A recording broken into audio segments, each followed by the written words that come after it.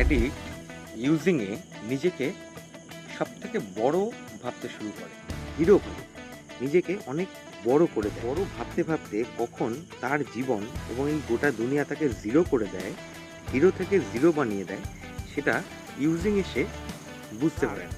মনোভাব থাকে সবসময় যে সে বড় কিছু একটা করার জন্য এই পৃথিবীতে এসেছে, তার জন্য ছোট ছোট কাজ, কোনো কাজ এটাই ভাবে সে আলাদা কিছু করবে, সে সবার থেকে অন্যরকম কোনো কিছু একটা করবে। জীবন চালাতে চালাতে সে অনেক ছোট ছোট দায়িত্ব যেগুলো আমাদের চারপাশে রয়েছে, সেই দায়িত্বগুলোই সে নিতে পারে না।